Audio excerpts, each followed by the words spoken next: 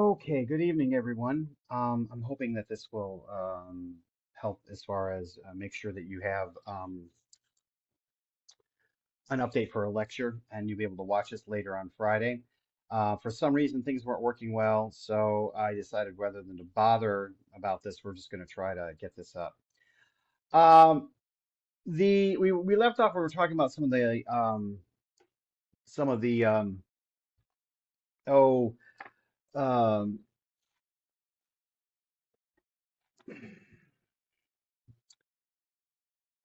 forward thinking and pioneer efforts of the Knights of Labor, being one of these great first labor organizations.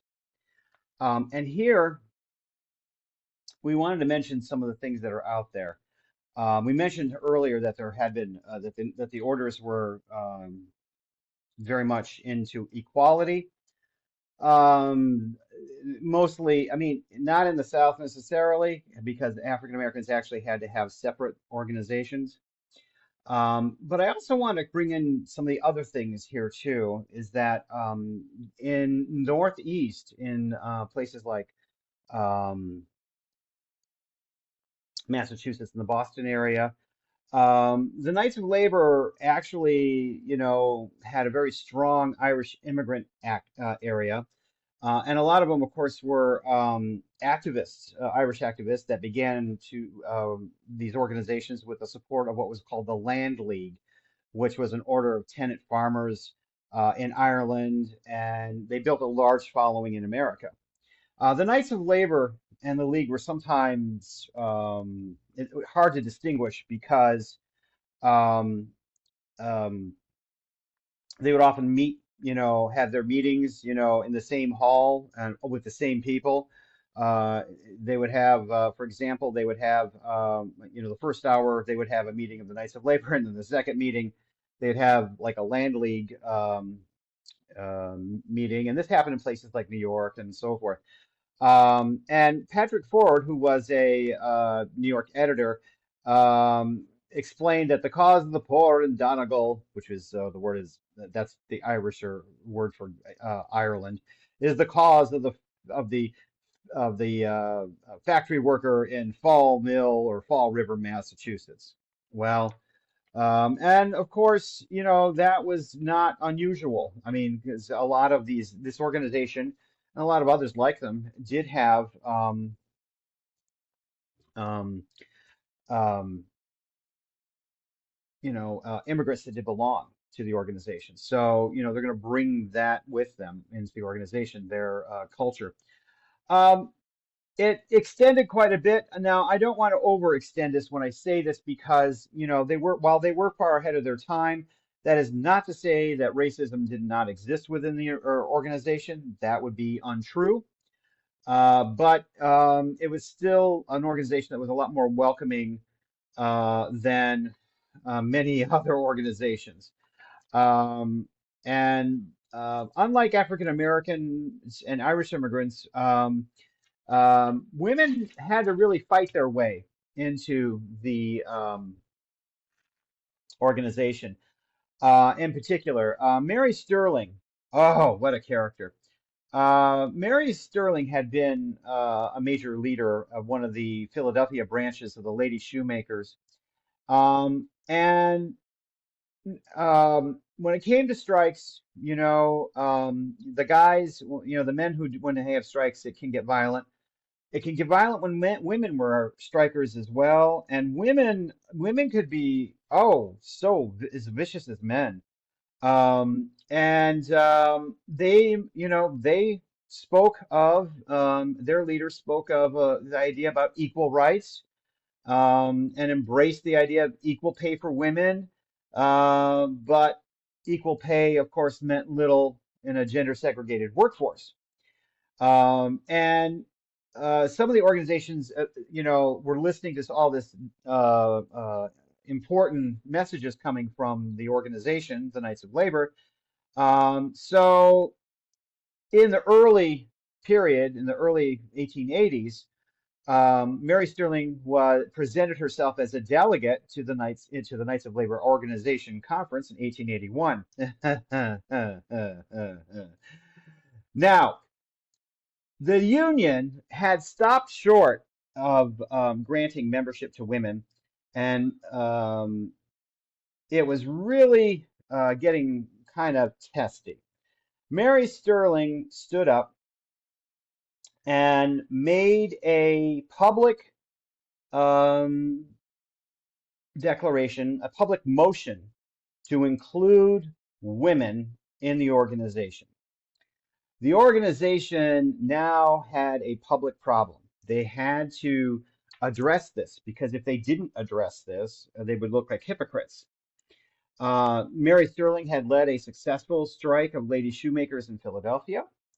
And this motion, much to the consternation of Terence Powderly, uh, forced Powderly to take a stand and declare that women should be admitted equally with men. Now, um, in other words, this was a put up or shut up moment. And well, the Knights of Labor put up, if you will. Um, it forced labor to take a stand. And the Knights of Labor, this is one of those points where they had to follow through. They mobilized support for women, for equal rights, and respect for women's work. This is far ahead of any kind of organization that had done so. Had they not, I think that the situation would have been, for the Knights of Labor, would have been bad. And I think Powderly was smart enough to understand that if he didn't, he knew that that it could ruin all the gains that they had won in the last 5 or 10 years.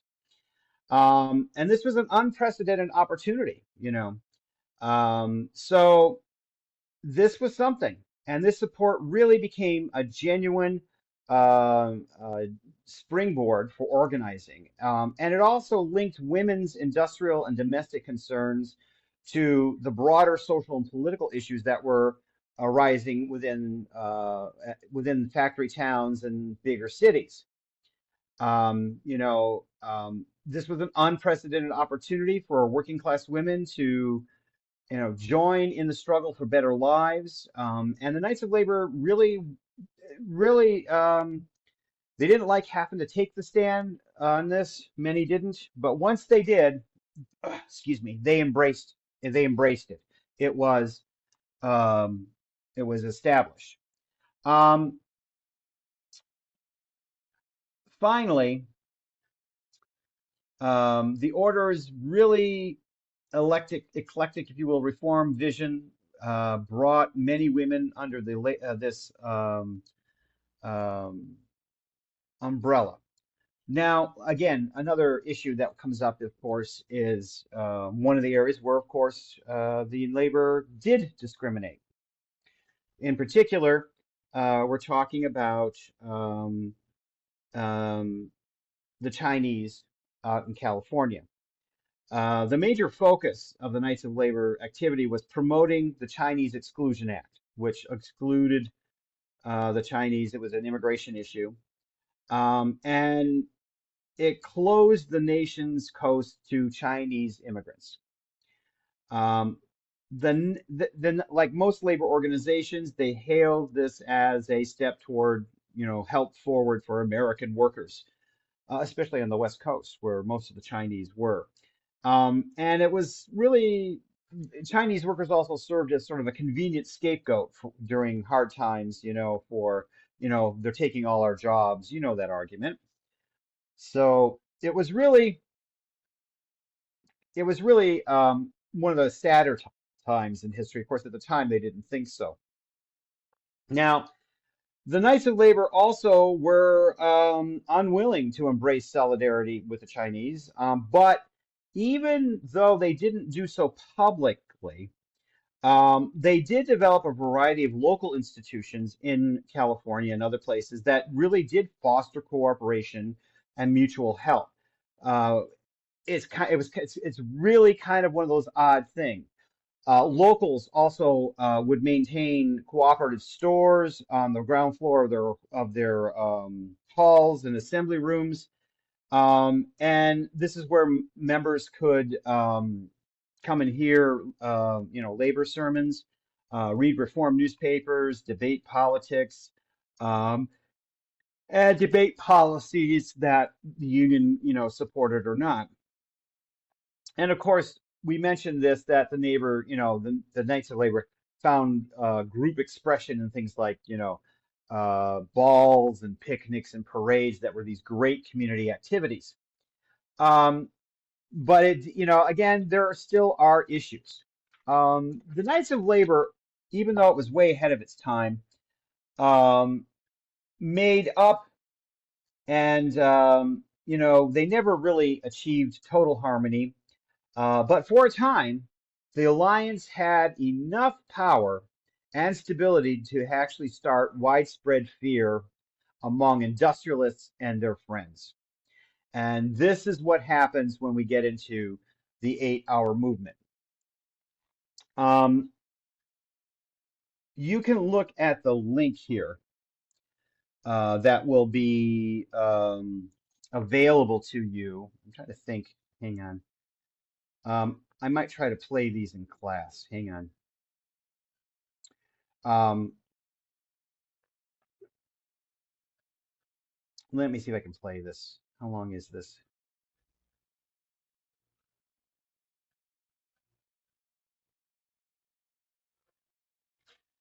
Okay. This has to do with the beginning of the Haymarket affair. It's called the Haymarket Affair, and it's also part of the 8-hour movement. Beginning in 1884, the members of the Knights of Labor and leaders proclaimed that they were going to start working toward achieving the 8-hour day by 1886. Okay. And they started working into this. George McNeil would declare that the skilled and the unskilled, the high paid and the low paid, will all join hands. And the Knights of Labor membership, I'm going to move ahead and we're going to come back to this. And the Knights of Labor membership um, had really been the driving force behind this. They instituted boycotts in several years. Even more important, hundreds of thousands of workers would strike in favor of the 8-hour day. And this had been a 2-hour campaign for, in many areas for a for a decrease in 2 hours, because a lot of people, some of the standards were up to 10. And, they actually made a call for May 1st to be a nationwide strike on May 1st, 1886, which is the International Workers' Holiday. And American workers have been agitating for shorter workdays for decades, but in 1884, the demand had resurfaced when 10 Federation of Organized Trades and Labor Unions began a 2-year campaign resolving that the 8-hour days will be a legal day of work from May 1st of 1886. And they were part of the Knights of Labor local. And they called for a nationwide strike to begin on that day, if May 1st, if it hadn't been achieved. Um, and locals who called for national organizing to deal with employers operating in national markets, you know, this was something that you saw a lot of alliances of like 18 national unions in 1881 to start working. At its peak in 1886, the Federation membership of that I mentioned of the 18 national unions had a total of about 350,000 workers that would demonstrate. And From what we know is at its peak, it actually, when you combine that, it was quite larger. And by the time we get to the um, early 1886, from Milwaukee to Chicago, New York, the 8-hour movement had spread from towns throughout the country in the major industrial areas. This is the working man's hour, was the call. And this was the proclaimed announcement of the workers at Boston's Faneuil Hall on the eve of May 1st, 1886. Across the nation, over 350,000 workers would demonstrate. 200,000 actually went on strike. And by the end of 1886, over 400,000 workers had participated in over 1,500 strikes, and that was more than any other year in American history at that time.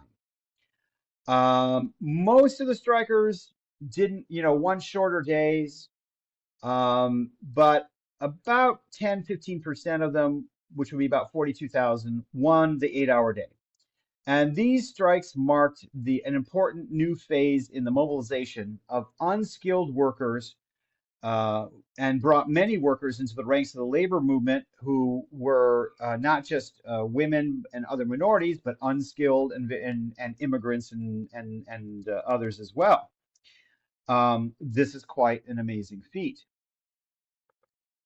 So, come on. So, the big issue here is that we have to talk about the power of the Knights of Labor overall. Now, official leadership in the Knights of Labor um, discouraged demonstrations and strikes. They didn't like strikes because they wanted to show that they were an organization that wasn't so radical, that it could have good relations. But the decision to strike usually was not a decision made at the national level for the Knights of Labor. It was usually at the local level. So local officials, who would know the situation better than most, um, would actually play into this. And very often you have very, very much a mixed group of people. Um, Many Knights of Leader campaigns came together. You had Knights of Labor leaders who were leading the fight locally, and they were allied with socialists and anarchists who played a prominent role in the anarchists in the movement. This was not unusual, although that's something that gets kind of put by the wayside. Um, Hang on. But they were united in their challenge to the concept of private property. Socialists and anarchists differed in their views on the role of government. Socialists advocated government ownership of factories and mines. That's nothing new. Anarchists wanted no government.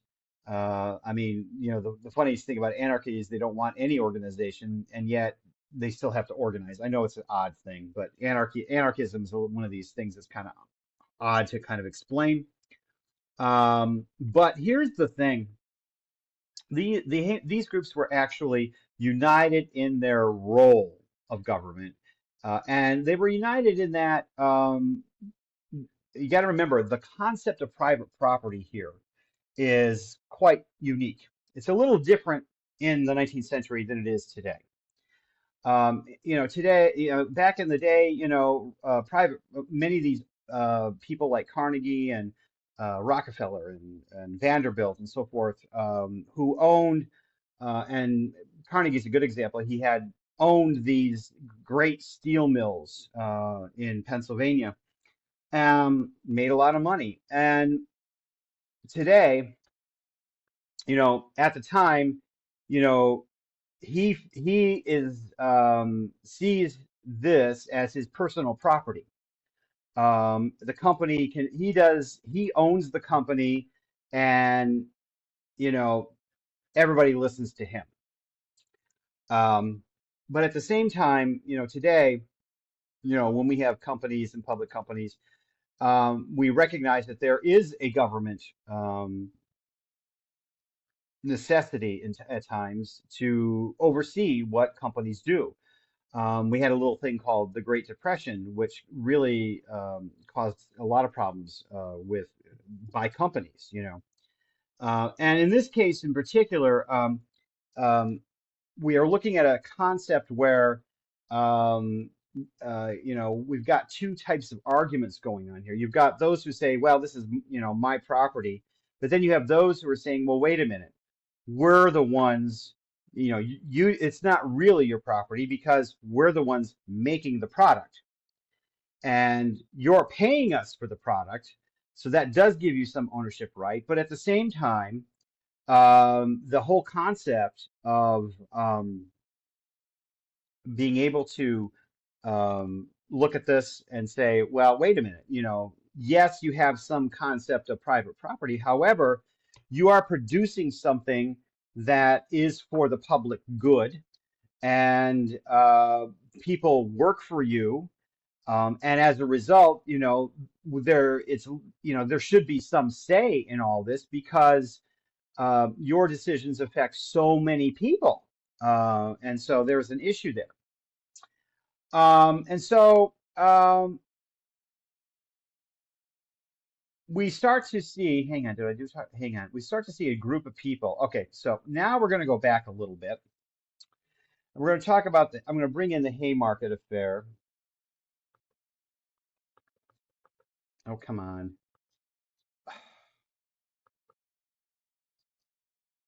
Okay, so we have to go back here and we have to talk about Haymarket. So what happens is there is a huge effect here going on at a place called Haymarket. And Haymarket occurred in early May 1886. And this becomes a major issue. And it becomes quite important because of the results that happened afterwards. This is one of those cases where those in power, the industrialists, really sought to end some of this issue. So let me play this real quick.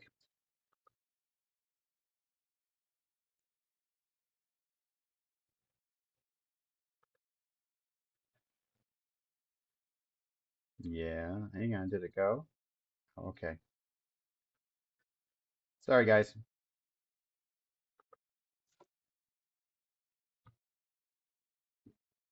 Oh, come on.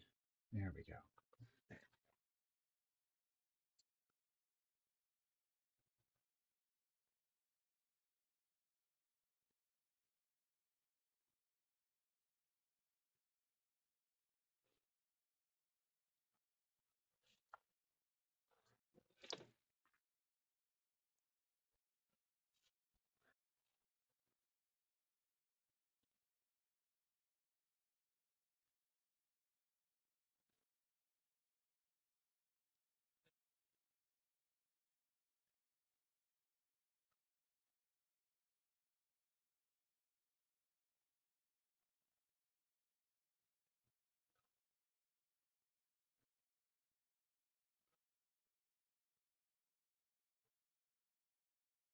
Hmm.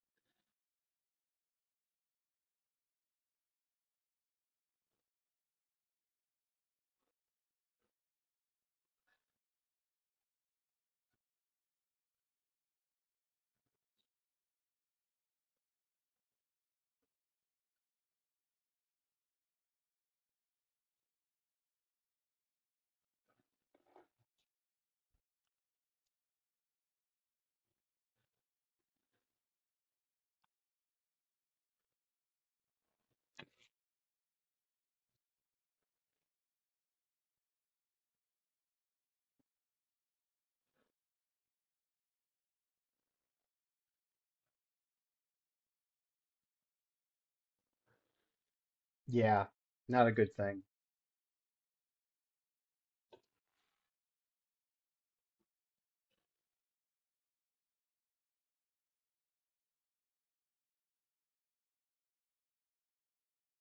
And of course, they were all printed in the ethnic newspapers.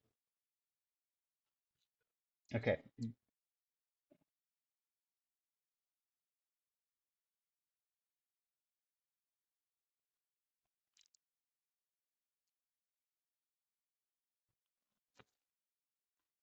it's actually a highway now,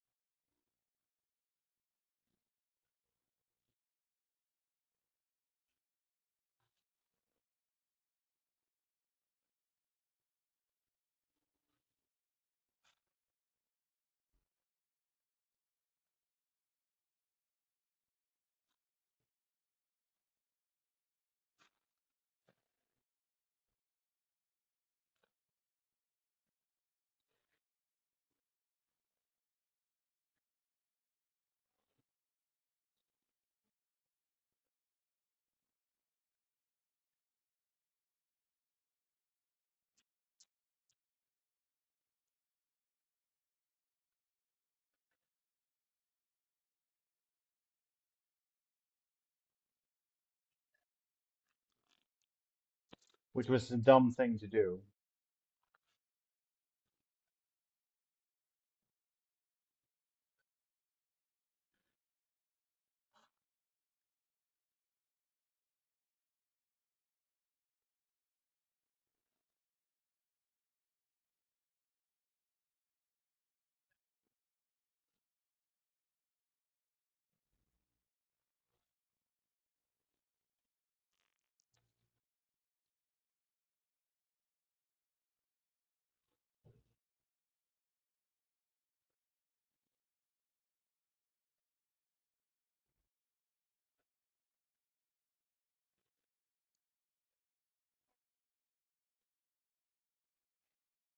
Okay, so they were ordered to disperse. It was a peaceable, supposedly a peaceable protest, and it was up until that point. There are some people who, the result was somebody threw a bomb, and we don't know to this day. Some say it was police who threw the bomb. Some say it was anarchists. We don't know. And the fact of the matter is, the after effect of this led to the largest crackdown on labor leaders, and it would lead to a weakening of the Knights of Labor, and we'll explain why. But we have to go back just a little bit and talk about Albert Parsons. Now, Albert Parsons, this event takes place on May 4th. That is called the Haymarket Affair.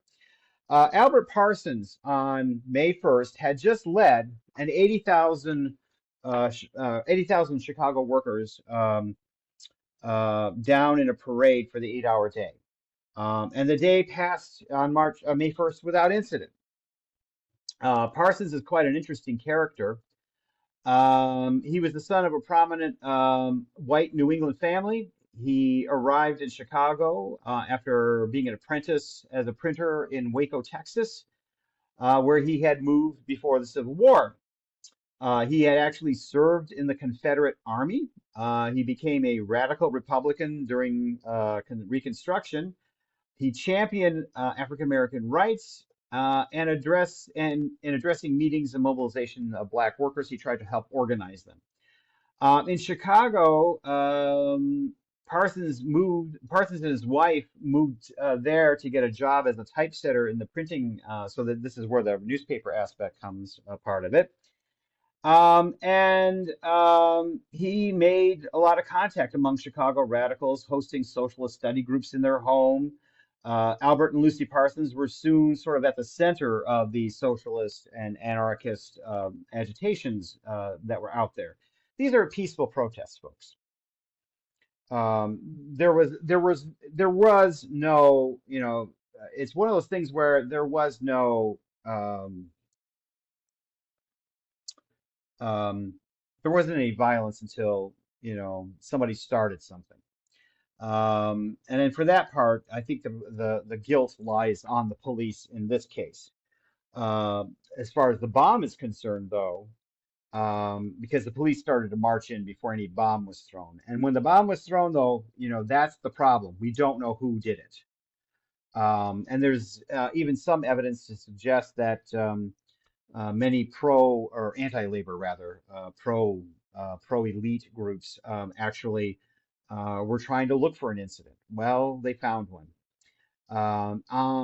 August Spies, on the other hand, was the editor of the pro-labor German newspaper, as we talked about. He had witnessed the bloodshed of May 3rd, and they issued that fiery leaflet. Well, things all conspire together.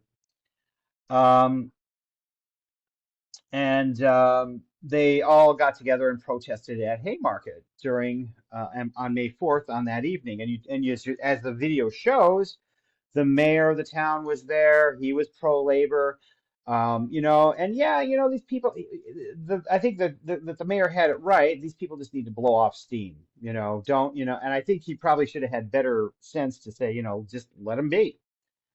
And actually, attendance was quite sparse. It was actually, and the crowd was actually, most people and witnesses would say, I mean, most of the crowd was already dispersing. But when the bomb exploded and killed a policeman, the police just randomly opened fire on the crowd, killing at least one more person and wounding many others. And so now, we have these innocent, well, not so innocent, but you have revenge was going to be sought for the death of policemen. It gets really awful too. I mean, the city's anti-radical, anti-immigrant civic leaders quickly sought revenge. And they sought to try to put an end to this whole movement. Chicago had been the hotbed of the labor push for the 8-hour day. And so, what they did, at which they, yeah, I would say, I'd like to say they wouldn't do it today, but things certainly change. They rounded up Parsons and Spies and six others. They were arrested and charged with conspiracy to commit murder. Well, the thing that's so odd here is in order to have a conspiracy to commit murder, you actually kind of need to be in the area. Albert Parsons had actually gone to Milwaukee. He had been at the evening there that evening that the Haymarket before the Haymarket affair occurred, and had gotten on a train and was in Milwaukee. And his friends in Milwaukee told him, "Oh, don't go back, because this is." And he said, "No, this is America, and they'll hear me out." hmm and what happened was is 8 people were tried, convicted, and they were sentenced to death. Some of those tried were present at the bombing, but Parsons and Spies, Spies might have been present, we think, but Parsons wasn't. And so in this whole issue, the elite dominated press is getting involved. They are, of course, presenting their side. Oh, these radicals, look what's happening. They're shooting people. This can, today, usually most people can see through most of the issues, but back then, it was a simpler time, and things like this really bothered people. And it should. I'm not saying it shouldn't. Definitely should. But this is something really, really something national, or the whole issue. There's a journal that used to be printed called Labor History, and in the Labor History Journal, there is actually, and I think I don't have it anymore, but there's actually a whole transcript of the trial And if you look at the trial transcript, that I actually did it one time, and when you look at the trial of the transcript of these 8 people, um, you're thinking you really are kind of perplexed because this is not how an American trial proceeds, at least not in the present day. And the biggest issue here was that the leader of the Knights of Labor, Parsons' own union, didn't support him.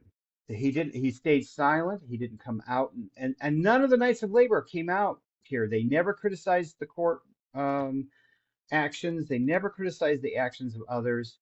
And this incident alone literally would kill the Knights of Labor movement. After this, people decided that, if the labor movement, if they're not going to support us when things like this happen, and it's really clearly an unjust case. These gentlemen had no, I mean, this was not, they had no um, indication. They didn't commit any murder. Others did, and inciting riots and so forth. But these guys didn't do that. But yet they claimed, and they were tried. Spies, Parsons, and 2 others went to the gallows in 1887. One had committed suicide. The 3 remaining men who were still in jail were eventually pardoned by Governor Peter Eltage. Um, but it kind of goes to show what's the issue going on here, guys. It's a different time, and so and that's one thing you have to consider. Times were different, and remember, we're going from a strictly agrarian society to one that's evolving with these great industrial centers.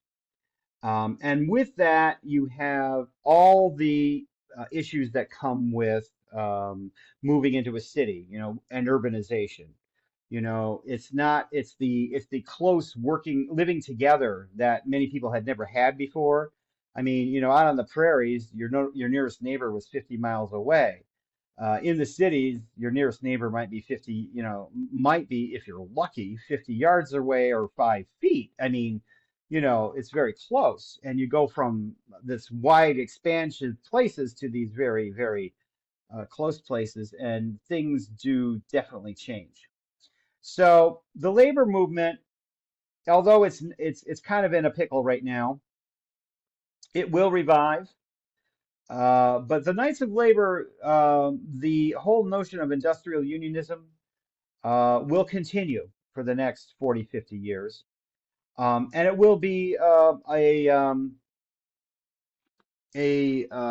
hallmark of many unions to come, to understand that, not only do we need to stand behind our people, but especially when it's something as egregious as this is being done, but you also needed to be able to stand. This is why the union fell apart. Most people felt that, if I can't expect to get like the union to at least stand behind me, then what can I expect when other things happen? So, but that's where we are at this point. Hang on. And now we're going to start looking at the second industrial. As I stated earlier in the semester, one of the biggest changes for mankind, there were two in history that had wide-reaching ramifications. The first was the Neolithic Revolution, and mankind discovering how agriculture worked, and then harnessing that, herding animals, harnessing agriculture so that to make their lives easier, instead of searching for food all the time, they now had an easier life.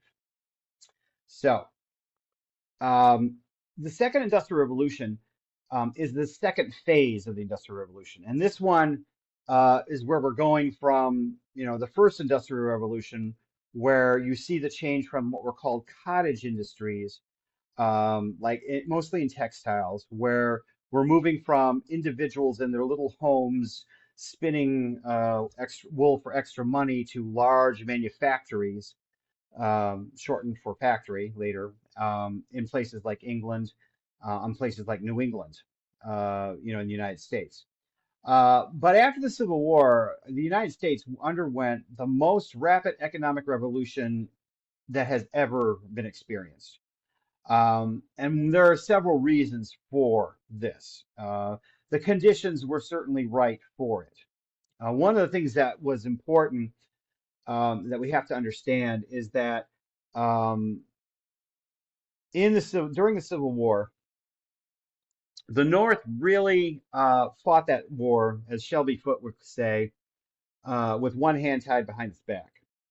The first hand of this was they had the manpower. In other words, they had more men living in the North than in the South.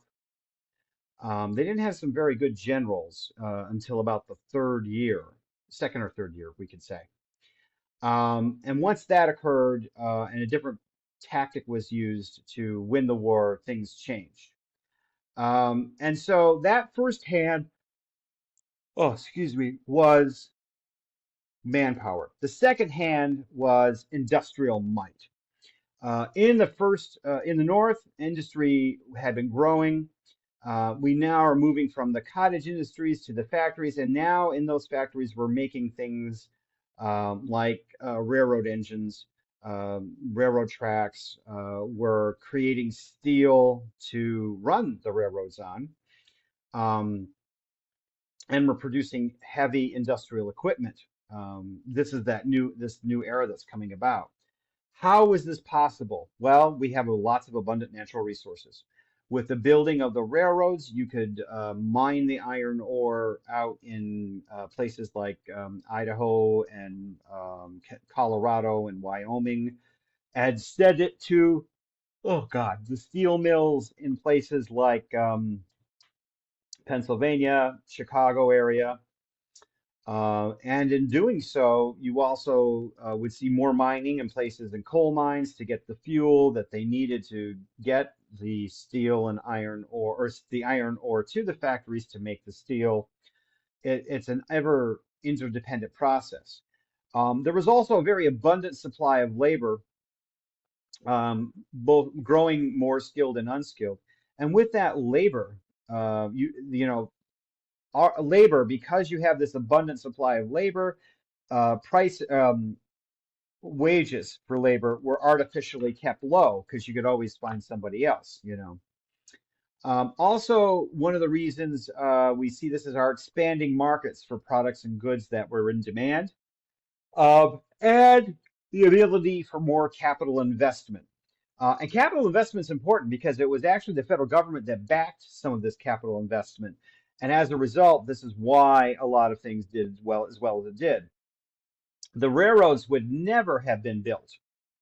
They never would have crossed the country had the federal government not provided the land for the railroads. And actually, as I recall, I'll have to double check this.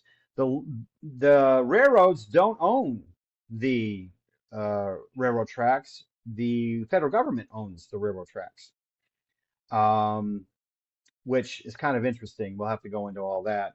But at the same time, other things, helped. Why did they build the railroads? They needed to build the railroads to get out to places like Denver, Idaho, Wyoming, Colorado, where they could get iron ore and where they could get coal, which is the fuel for steam engines. And this becomes quite an important aspect. And, a lot of companies were given subsidies or were given land to actually obtain these materials. Now, the federal government, like I said, promoted industrial and agricultural development. We talked about some of this before, but the role of the federal government was, you know, absolutely important here. Anyone who says that the federal government had no role in this is really not reading history correctly. The federal government gave land to not only individuals so that these areas would be settled and become states. It off People would then, of course, mostly go into agriculture. It also promoted the building of the railroads. It also gave land to uh, lumber companies because you needed the wood for building some of these railroad cars. Um, At the same time, to protect industry, government would enact high tariffs to protect industry from foreign competition. And again, the land to give railroads, encouraging construction of railroads. And they actually they actually protected the railroads. The federal government would back the bonds that railroad companies issued when they needed to make more, money. And usually when a company issues a bond, you're buying the bond, it's like you're loaning the company money and they're going to pay it back. Well, if the federal, that's kind of risky. If it's a company, if it goes belly up, you lose your money. But the federal government, if you're buying, if the federal government protects those bonds, if they guarantee those bonds, oh my God, folks. I mean, this is, the next best thing to, like an FDIC today. Back when there was no protection, this was about the best deal you could get to invest in. And then, of course, it uses the American government used the army to, okay, remove Indians from Western lands that were desired by farmers and miners and so on and so forth. This is where the Dawes Act comes in. This is where this is where the Dawes Act comes in. Hang on, there it is. This is where the Dawes Act comes in. Remember, the whole purpose of the Dawes Act was to free up this land to sell. We also see that in many areas, we see the expansion of factories, minings, railroads, construction, but we don't see that in the South, not to the high degree like we see in the North. And there are several reasons for this, as we talked about. The North was moving toward a more industrial society, and it had been doing so before the Civil War. And after the Civil War, it just exploded because now, after the Civil War, you've got the South that needs all these goods to rebuild, from lumber to railroads, etc. Because remember, Sherman marched to the sea, and when he marched to the sea in the Civil War, he pulled up all the railroad ties. You had, they were gone. And then, the investment in the South was also quite slow due to the struggles that occurred during Reconstruction. So, but in the North, I'm gonna say the North did not have as many issues regarding racism. That is not to say that it didn't occur in the North. It certainly did. But the North didn't have, that the really conflicted and the really, backlash that the South had, and that turned off investors. Who wants to invest in a society that's gonna, shoot people for no reason? By 1913, this is before World War I, the U.S. produced 1/3 of the world's industrial output. Now, I want you to think about that. 1/3 of the world's industrial output. This is more than Great Britain, France, and Germany combined at that time. Half the industrial workers labored in plants of 250 more people or more in the United States. In other words, most workers were working in very large plants. By 1882, the 1880 census, remember we have a census every 10 years, the Census Bureau found that a majority of the workers engaged in, for the first time, non-farm jobs. This is a big shift in 20 years. Most of the workforce we're talking, not all people, we're just talking the workforce. By 1890, 2/3 of Americans were working for wages rather than owning a farm or a business. Many had been driven off the farm or lost it to the bank because they couldn't pay their bills. and couldn't make a go of it farming. You had to really go very large to continue farming. Um, Hang on. So that's where we start to see the large industrial economy developing here. I want you to look at some of these statistics. Between 1870 and 1920, 11 million people moved to cities. This 11 million people roughly was internal. In other words, these were people who were in the United States. Now, they weren't all citizens necessarily, but they were in the United States. In this same 50-year period, another 25 million immigrants arrived. Now, think that's quite a lot of people here. Now, and again, by this time, by the end of the 19th century, most manufacturing takes place in cities. And where are they? Well, of course, New York City. New York City is the largest city in the world at this time. And after New York City merged with Brooklyn, the population was almost 4 million people. 3.4 at this point, but it was almost 4 million people. Today, the population of New York and all its boroughs together, I believe, is over 8.5 million people. That's a lot of people. So, um, the heart of the Industrial Revolution took place in the Midwest, in the Great Lakes region. And what we mean by that is this is the area that was perfectly surrounded and perfectly geographically placed for transporting goods. Chicago is at the base of Lake Michigan.